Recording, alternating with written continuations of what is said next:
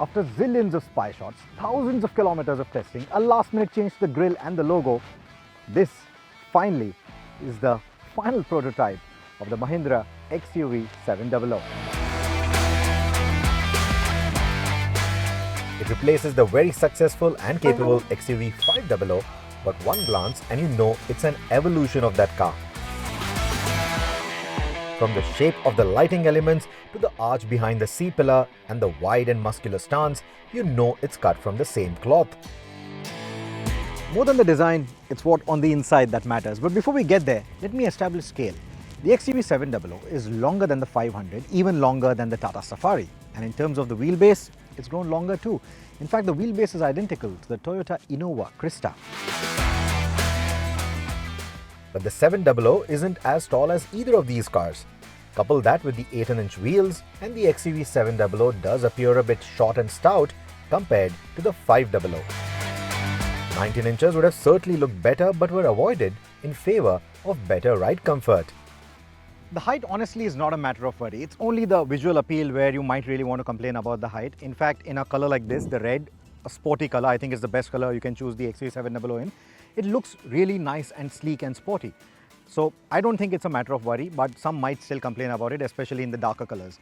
If anything, the approach angle, the ground clearance, the breakover angle, even the departure angle aren't a matter of worry at all, especially for a vehicle that is intended to go off the road. These numbers are really good.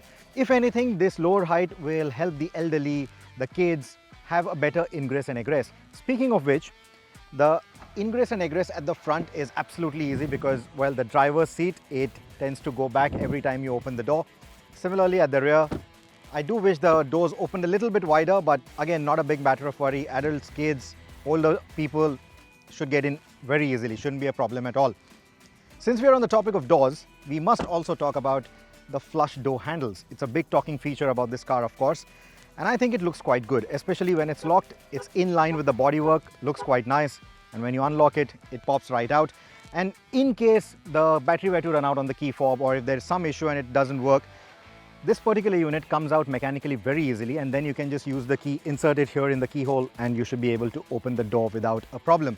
So that again is not a matter of worry at all. The only thing that I'm worried about is when you give it to the valet, or maybe when you take it to a hotel where they open the door for you, you get out and the door doesn't close easily. You know, they are going to be pushing it here. They have a tendency to push at the door handle, and that might just end up breaking this, is what I feel. That's the only matter of worry. Otherwise, as a design element, I think it's quite good. Also, to save costs, there are no proximity sensors, so the doors won't auto-lock when you walk away. To get into the third row, the only option is to get in from the left-hand side because this is a 60-40 split. The bigger side doesn't tumble. If it does, it will hit against the rear AC vents, and that's the reason why this mechanism has been designed in this way. Now you get a simple one-touch tumble for the 40 side. That's on the left-hand side, and that is how you get in. Of course, not the most elegant and comfortable way of getting in, but yeah, I'm still going to attempt and do it for you guys. Well, quite cramped in here. I think this is good enough only for kids, not to my liking at all.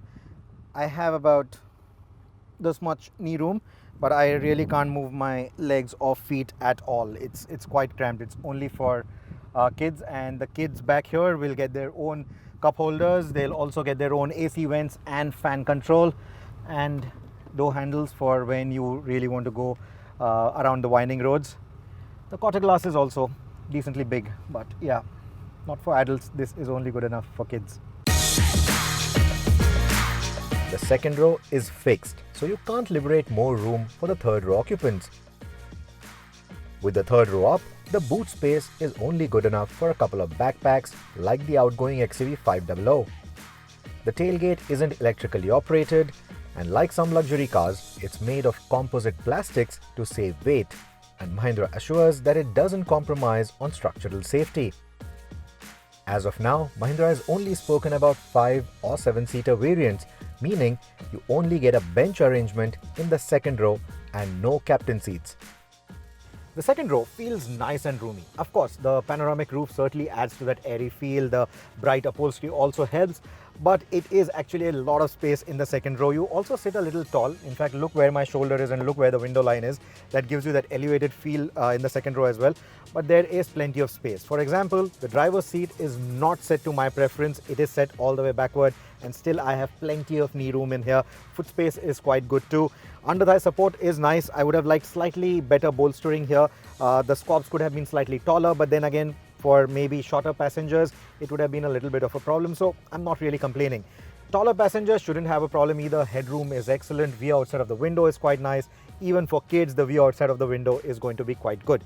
As far as the seating goes, there is decent shoulder room. You will be able to squeeze in 3 adults if you really want to, but ideally you shouldn't, because you get adjustable headrests only for 2 adults on either sides, because the center one, it's a fixed one. It's better that you just have a kid in here. This also goes in, and when it's open you also get 2 shallow, but you get 2 cup holders here as well. So overall, I like the comfort.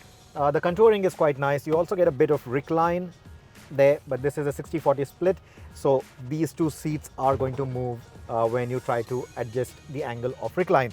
Overall, I think it's nice and comfortable. We've only had a short drive in the car so far. We will not have a long drive with the car, certainly not in the second row, at least at the moment. But I think the way it's designed, it should be decent for long distance comfort as well. I don't see any room for complaint at all. I quite like the second row comfort. It gets floor mounted AC vents, and while the third row blowers are extremely noisy even at the lowest setting, the overall cabin cooling is excellent. Now, some of you will like to be driven around in the second row of the XUV700, but most of you are going to enjoy your time in the driver's seat. This is where all the action is. Of course, you can set the driver's seat to your preference using a very Mercedes-Benz-like door-mounted control. You also have 3 memory settings for it. And speaking of Mercedes-Benz, you have this S-Class or GLS-inspired twin-screen setup. It also sits a bit high, so getting a good view is not a problem at all. Getting a good glance is not a problem at all when you're driving. So I'm not really complaining about the lack of a heads-up display. The instrumentation is easy to read, has 3 layouts to choose from, and can display navigation directions as well. I quite like how they've laid out the entire instrumentation and infotainment. It looks quite nice. The colors used are nice and sober. Everything is very easy to read, much easier than all the other infotainment systems that we've seen from Mahindra till date. What I do not like, however, are why do I need 2 panes, one for Android Auto, one for Apple CarPlay? It could have been just a smartphone pane, which is telling you what interface you are running. You don't need both. But of course, this is all customizable, so you can just move things around and you can have it to your preference. Otherwise, I like the way the system looks. It is nice, it is crisp. Just that it is a bit laggy, especially when you start going into the menus. It starts becoming a little laggy here and there. It takes a while to load up, and I think it's more to do with the animations. I think these are teething issues. For example, here you can see on the screen it says Mahindra XUV700 AWD. It's not talking about the 700 here. So I think these are teething issues, and I hope that maybe software updates will fix these little glitches that we can experience right now in this particular test car. One good feature is that you can see this little logo there. It has the ALEXA capability. I don't want to trigger devices in your house, or maybe I think I will have to, because one thing I need to demonstrate is if music is playing and I summon, "Hey Alexa, could you open the sunroof please?"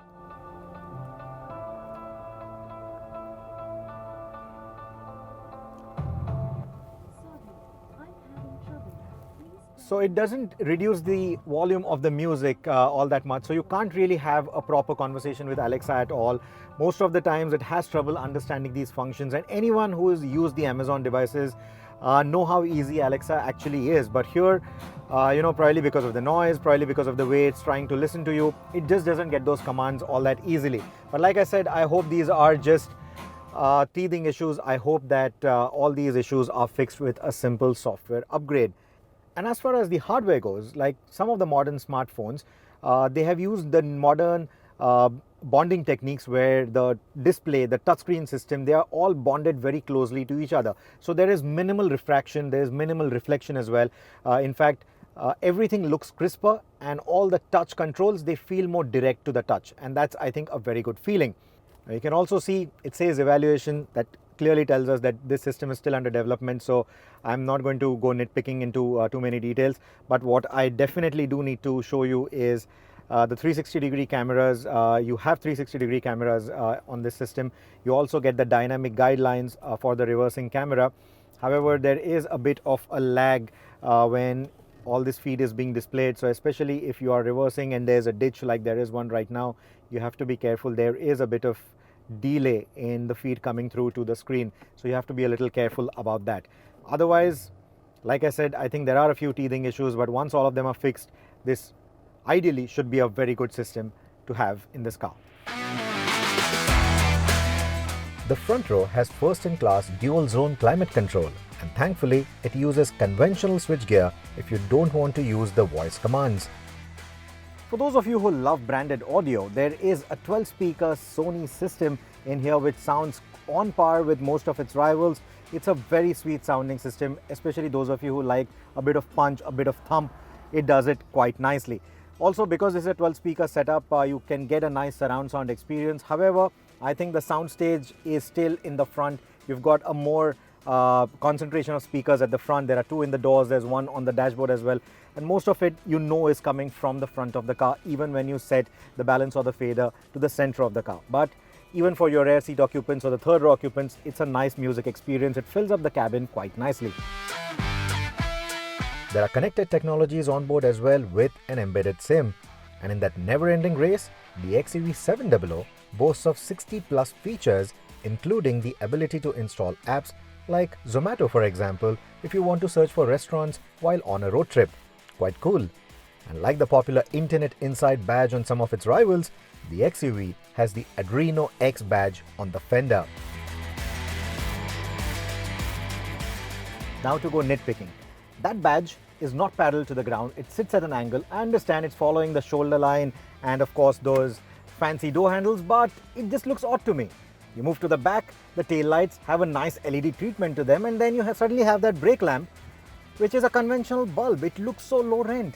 And then you move to the center. I know they've got a new logo, but the placement of it, the applique that they've put in there, it just feels like an afterthought. And that's all because of the angle of the tailgate. And then you move to the XUV badging, the variant badging. It just looks so busy in that corner because of the interplay of all the creases. Now you move to the side, you see that there's a nice roomy quarter glass for the third row passengers, a roomy window for the second row passengers as well. But when you come to the front, well, roomy window here too, but what is this? Just to maintain the line of that dashboard and all those lines inside the cabin, this looks so ungainly from the outside. What's the toll attendant going to think about my car? Certainly doesn't look as premium as the rest of it. Back to the cabin. Apart from the fancy hardware that you get inside the cabin, there are some wise material choices that Mahindra has made to make sure that the costs are low. In fact, that is one of the reasons why Mahindra has managed such brilliant pricing with this car. For example, you get these scratchy plastics on top of the dash, but you do get nice soft materials here on the common touch points. In fact, almost feels like leather. You get a matching upholstery here on the seats as well. It's got perforated upholstery, but you do not get ventilated seats, at least not as of now in the variant that we are testing. The overall fit and finish feels quite good. In fact, I like the layout of the dashboard. I like the fit and finish of the materials here. Yes, it's not the best quality. It's not the most upmarket materials that you can buy or that you can get for the kind of design that this is. But nothing really feels too low rent. Everything is nicely put together. And what I really like is compared to the outgoing XUV500, this one feels a lot more premium. And the layout, the design, it feels that it has that finesse that the XUV500 lacked. Unfortunately, there is no mood lighting to go with the premium look of the 700's cabin. The steering is adjustable for reach, but rake adjustability is limited to the top trims. The front seats are nice and wide. The bolstering has adjustable lumbar support and the cushion firmness is to my liking. It has lots of legroom at the front as well.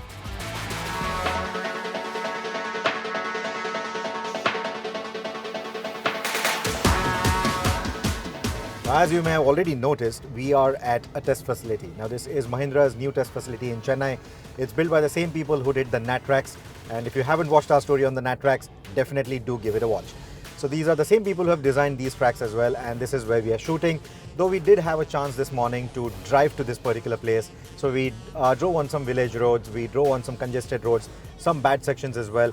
And now we are here on this track where we are driving since morning on some handling tracks, on the high-speed circuit as well.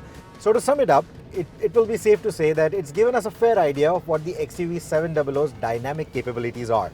Now, for starters, the visibility is excellent. Like before, you still get those little arches that you can see in the bonnet, the sculpting that you can see in the bonnet. So that gives you a good idea of where the front corners of the car are. The rear corners, not a problem at all. The mirrors are nice. They're not too big. That has sort of reduced the wind noise at highway speeds. So that's a very good thing. But they still give you excellent visibility. So if you're upgrading from a hatchback or maybe a smaller sedan or something, the XUV shouldn't feel too unnerving at all despite its long length. Cornering visibility is a bit compromised with a thick A-pillar, the speaker at the base of it, and the wing mirror that sits in line. And on the passenger side, the rising door pad hampers visibility in the wing mirror. Now moving to the engines, of course. So you can have the base variant, which is the MX variant, with a 155 PS 2.2 litre M-Hawk diesel engine. It's very similar to the engine that you have in the XUV500. The higher trims, the AX variants, now they get their name from the Adrenox tech, which is all this fancy hardware that you see in the cabin, all the fancy electronics, the radar systems, etc. So those AX trims can be had with the higher spec 185 PS 2.2 litre diesel engine. Again, it's the M-Hawk family. And it easily outclasses the 2-litre multijet, the Fiat engine that we've seen in the rivals. It has more power. I don't have the V-Box figures yet, but I'm guessing the performance is going to be better as well. And in terms of refinement, it has just taken the game away. I mean, the 155 PS engine, we've always complained about that gravelly note, all that engine noise, that diesel clatter filling into the cabin. All that is gone with the 185 PS engine. It is nice and silent. It is easily one of the most refined diesel engines in this particular category and in this particular size. So if you are still looking for the practicality of a diesel, you're going to enjoy this engine. If you don't need that practicality, if the power, the performance figures, that's the only criteria that matters to you, then it's the petrol engine, the 200 PS 2-litre M Stallion engine. The beauty is, unlike the diesels, this 200 PS engine in this particular tune can be had in the base MX variants as well, and you can also have it in the top of the line variants. So if you think about it, this is the most economically priced 200 PS car out there. Does it feel like a 200 PS car? Yes, quite. Not in a way of a 200 PS hatchback or hot hatch, or not in a way of a 200 PS sedan, because those are of course lighter vehicles. This is not as light. It is slightly on the heavier side, maybe not as heavy as typical body-on-frame SUVs. This is still a monocoque like the XUV500, so it's relatively light. So that definition of a 200 PS car will of course change with this particular setup, but it does feel like an eco engine, and that's the beauty of it. More than a 200 PS car, it feels like a 380 Newton meter engine car. That's the kind of torque it has, and it delivers it from a very low RPM range as well, and it shows. If you're not measured with the throttle, you will often see that traction control light lighting up on that instrumentation. Come out of a corner, get on the gas very early, and you will see that traction control lighting up. You can feel that wheel spin happening. So if those kind of things put a smile on your face, then yeah, this does feel like a 200 horsepower car. The torque is always there. There's always power and torque on tap. It just doesn't feel like a petrol engine. It doesn't feel like it needs to rev very high to give you that kind of power and torque. And if you were to choose it with the automatic transmission, well, this is a lovely, lovely Aisin gearbox. We've loved Aisin gearboxes in the past with Mahindra engines, and now it's just taken it to a whole new level. The refinement levels of this engine are above par, and then you have the refinement levels of this automatic transmission. It's simply superb. The response times are equally good. You don't really have to wait for that downshift to happen. You don't really have to plan all your overtakes. All that power and torque is instantaneous, and I really like how it performs. All the engines can also be had with 6-speed manual transmissions, of course, and we only had a very small spin in the diesel manual. The clutch pedal feel is on the heavier side, and the gear shifts feel a bit rubbery. But we would like to hold our opinion on the manuals until we do a proper road test with them. But the automatics are the ones to choose with the new XUV. What I really miss is paddle shifters. This gearbox definitely should have got paddle shifters with a car that's putting down this kind of power.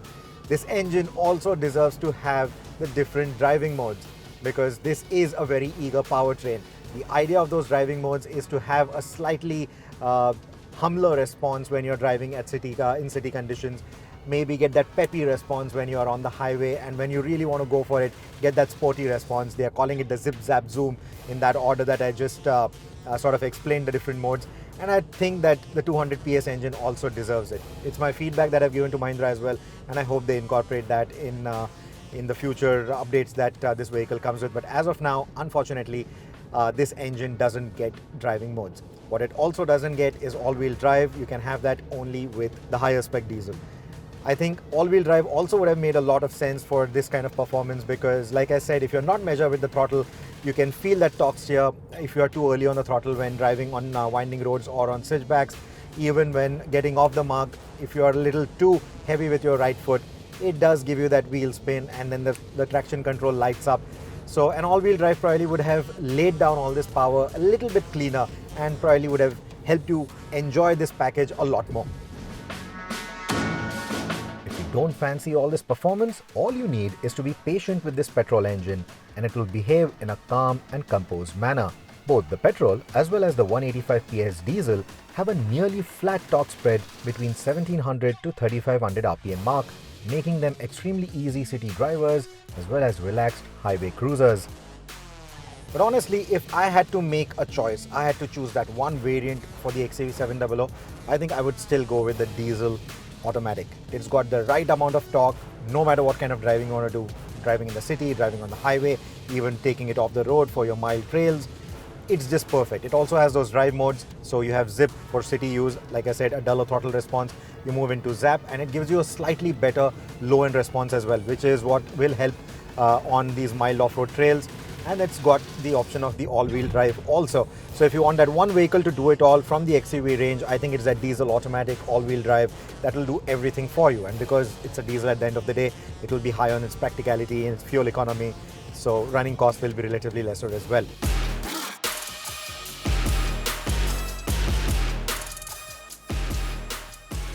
The other reason why I'm saying that all these drive modes that we've driven on the diesel should also make it to the petrol is because these drive modes will not only make changes to the powertrain and the gearbox responses, it will also make changes to the engine braking, it will also make changes to the steering feel.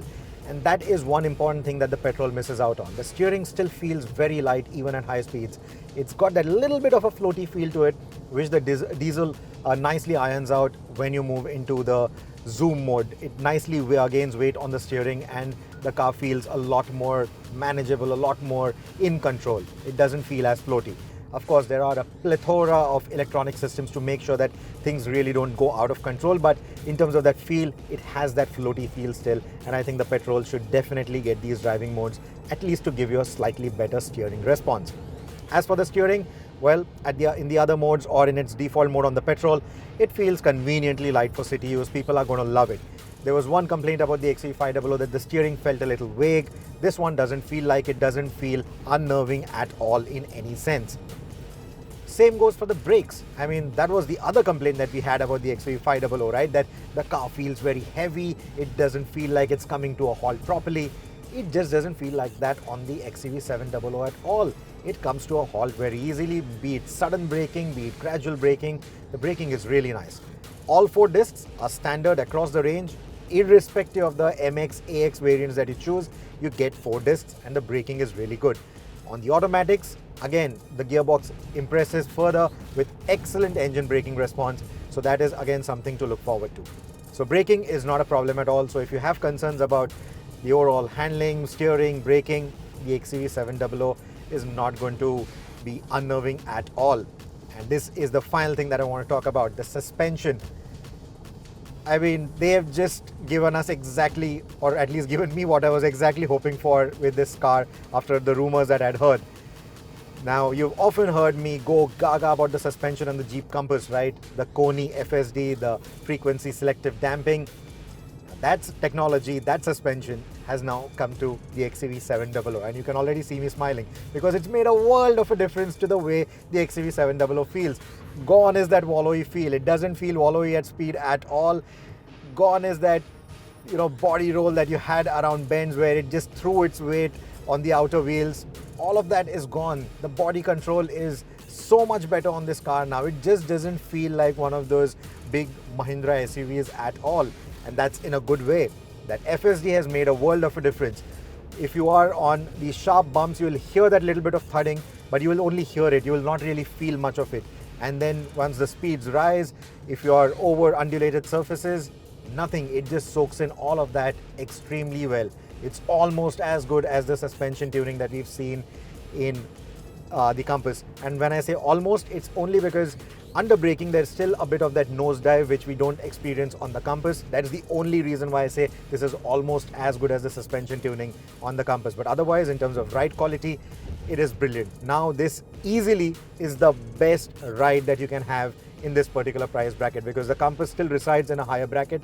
So under that, now this is literally the benchmark for ride and handling for SUVs of this size. Now, Mahindra insists that the Koni suspension or the Koni FSD on the Compass is actually an older version, and what they are using here is a newer version. Now I'm not sure what is the difference between these versions, but from what I see, what I've driven, I absolutely love it.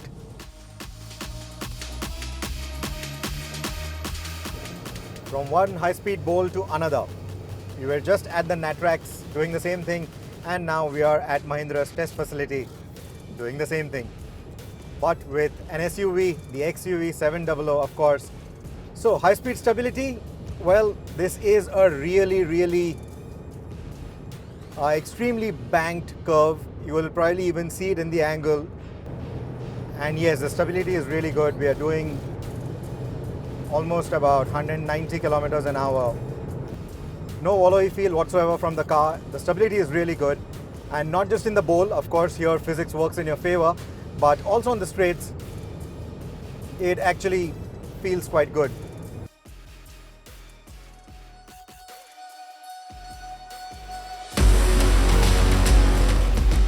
Another big talking point is the ADAS system, which uses cameras and radars from the industry-leading Mobileye, and these are tailor-made for India. But where the system differs is that it will not only identify big cars, SUVs, trucks, buses, but also rickshaws, two-wheelers. We've tried that out in the real world this morning as well, where it will slow down for even a two-wheeler or a cyclist if they are riding in the middle of the road.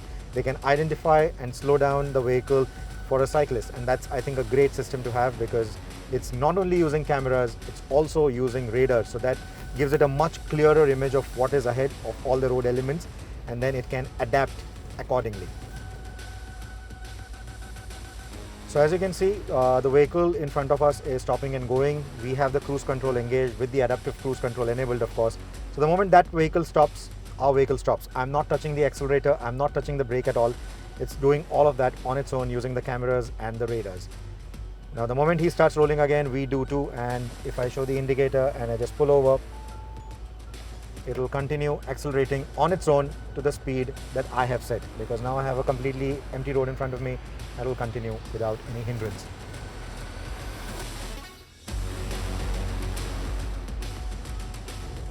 Like I said, mild changes in the road, in the lanes. It can do its automated steering, but of course it can't do that for sharper turns or even gradients like these. But what we are going to now demonstrate is that it will automatically slow down, gradually slow down the speed for an upcoming curve. So when I'm in the middle of the curve, to ensure that it is smooth, I'm still on the cruise control, but it will reduce the speed than the speed that I've set to make sure that the curve is nice and smooth. It's not too unnerving for the occupants. It's not overshooting the corner in any way, and it's maintaining a decent speed, let's put it that way.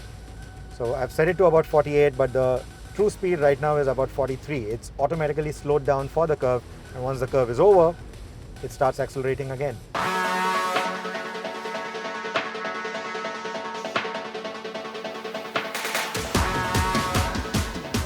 Now all these systems that we just spoke about, they work extremely well even in the real world, and we've tried it now. We've tried on the test track and also in the real world. And the automated emergency braking is something that you have to use with caution. There are two scenarios where you might want to turn it off. If you are in a very crowded area and you think that the automated emergency braking is going to keep braking for each and every hurdle that the road throws at it, and there are going to be plenty on our roads, you might want to turn it off in certain scenarios. One of them is if you're too worried about someone coming and rear-ending you in absolutely congested areas. And the other scenario is very, very, very important, and this is when you're carrying a pregnant woman. Now, the automated braking system, it literally catches you off guard, right? That is the whole idea of this particular system or this assistance. Now, when we are doing our braking tests, we go from 100 to 0, 80 to 0, and we know how badly that seatbelt digs into your tummy, into your chest. And it's the same with this automated emergency braking also. The only difference is when we are doing these braking tests for the figures, we are aware, we know that we are going to be braking that hard, whereas the automated emergency braking is going to catch you off guard because you are probably just having a chat with someone next to you, with that maybe that pregnant lady herself, or maybe you are just distracted on your phone and suddenly someone just jumps in front of you, and that can put the lady in a very bad situation. So if you are carrying a pregnant lady, definitely do turn it off. Take a look at how this looks like. I'm going to act like I'm busy on my phone and I'm at city speeds right now. I'm not looking. There's a pedestrian in front of me and it stops well in time. This is exactly what it feels like. You saw how it dug in, and that is what the system is all about. The system also uses the front-facing camera for a high beam assist. And for those of you who ask, there is no automated parallel parking assist because the XUV only gets 2 parking sensors to save costs. Now, the most common question that you guys have asked is, how has Mahindra managed to get this pricing? Okay, so I've already shown you a few bits here and there. They do feel a bit low rent. Some of the plastics, they feel a bit low rent, but they are in zones or in places where you'll hardly notice them. We notice it because we are going looking for these kind of shortcomings or cost-cutting measures. But for the regular customer, you'll probably never even notice it. Most of the common touch points, most of the things that you're going to interact with feel nice and premium, and that's a very good thing. But these are places where they've nicely saved on costs. They've also gone with a lot of Indian suppliers to make sure that they get all the components that they want at that certain price point, and that has helped them achieve a global standard but at an Indian price point, and that's, I think, an excellent thing too. So when you look at all these kind of cost-saving measures and then you add the economies of scale that Mahindra can manage in this segment, it is a clear explanation of how they've managed to get this pricing. Now, should you jump on it? Should you consider this to be the introductory pricing and jump on it? I don't know. That's a call that you have to take. Maybe with the amount of electronics that this car is running and maybe with the history that we've had with the XUV700, I would still ask you to maybe have a little bit of caution, wait if you can, see what the initial owner reviews are like, and maybe then make your buying decision. But if you want to trust what this car is all about and you want to be one of the first movers out there, well, go ahead and get yourself the car, get yourself in line before the waiting list just goes ridiculously long, like we've seen with the Thar already, or like we experienced with the XUV700.